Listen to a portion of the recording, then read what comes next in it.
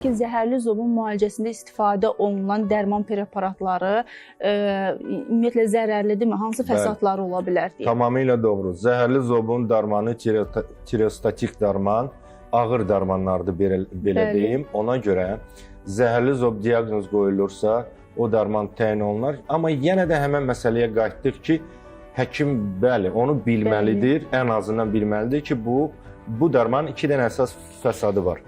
Qaraciyərə pis təsir göstərə bilər və ya qırmızı qanı yeyir, belə deyək də, yenə də sadə dildir.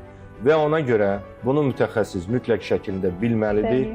Müalicə yazılarkən bunlar nəzarətdə olunmalıdır və zəhərli zob olan pasiyentlər hər ay müayinədən keçməlidir. Amma zəhərli zobun müalicəyə tabi olma ehtimalı var və çox yüksəkdir.